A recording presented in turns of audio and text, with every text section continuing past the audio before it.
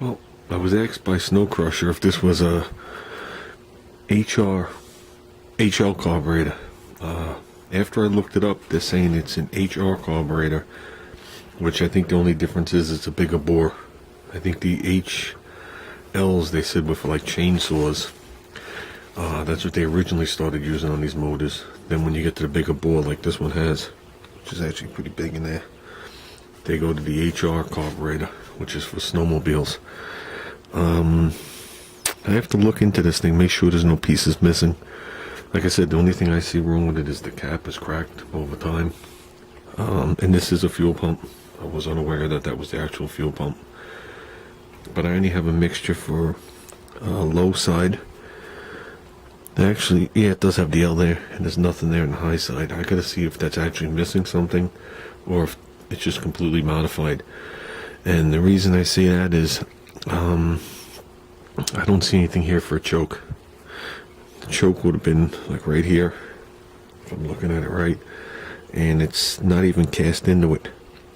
Okay, there's nothing cast here at all. There's no plugs in it. There's no open holes. And every carburetor I seem to come up with had a choke casting, and this doesn't. So, like I said, I don't know if this is a tad bit different. You know, if they modify them. There's supposed to be a part number in it, which would be on the other side, like right here, because they show it mounted the other way with this on the bottom, and I can't find nothing there.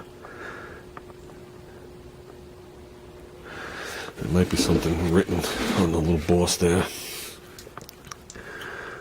Sorry for the camera. It says something there, I just can't, it's too dark for me to see it. Maybe if that focuses in later I could read it. I'm not really sure what it says. So like I said, I don't know how much they modify these things. But the actual website that makes these carburetors, they claim that on the normal 2-cycle use, they want you to overhaul them once a year.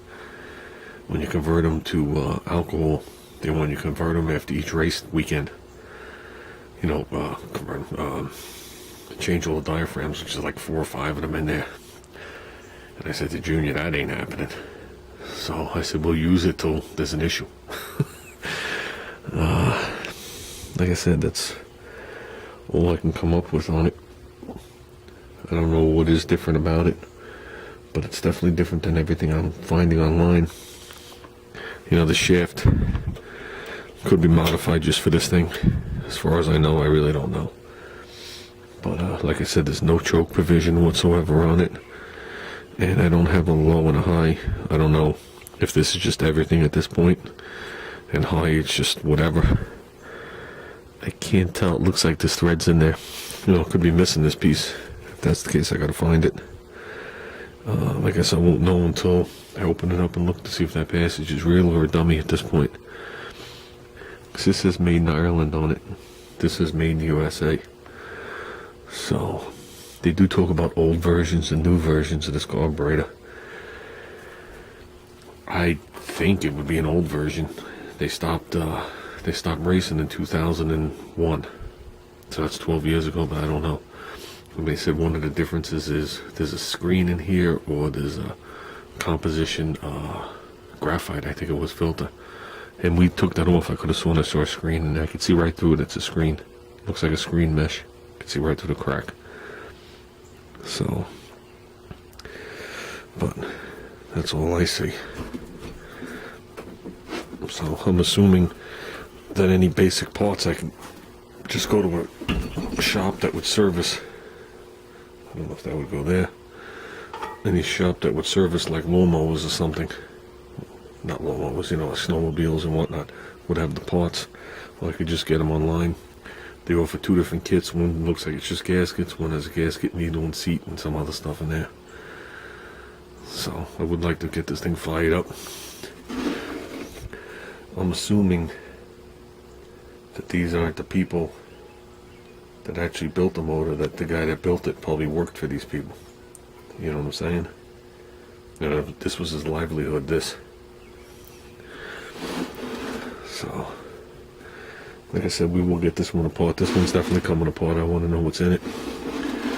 So, I gotta know what's in this one. And I guess that's about it, guys.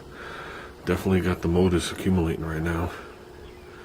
Got this one, got the 3.5, got the 5, got that 6.5 over there. Got this thing here. This thing still has the 4s on it, but this is all coming off. We want to get this thing ready for the mini bike races. So, this is getting my old motor on it. I'll probably just leave the seat and leave the colors for now. So, but some of this stuff's leaving out of the shed, so we can have the room again. This whole row, pile of garbage is all leaving, and that mini bike's leaving. And I'll probably get rid of a couple of those motors up there, get them out of here. So then this place will open back up again. So, and the other go-kart's buried back here. There's the axle we bought. There's the racing go-kart laying back there. So, I said to my son, I said, maybe we'll take the old axle, I'll shorten it down, and put it on a mini bike frame as a trike, with 2 go-kart wheels sticking out either side tight to it. I said, how dangerous you think that would be? So, but that's it. Like I said, I gotta do a little research on this. The place we used to deal Monsignor Motors, Monsignor Racing, who we dealt with back in the 90s. Last year they were very limited because the original owner, the father, had moved down to the Carolinas, and they left the business here for the sons to just do on the weekend. And now I think they just closed it permanently.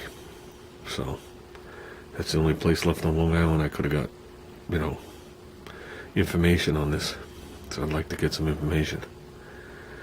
So, but that's it, guys. You know, it's pretty cool. This tank, this one is tight, but if you watch the video, you can see the tank flutter or wave back and forth like this through the harmonics from here to the cover. And this thing is tight as can be.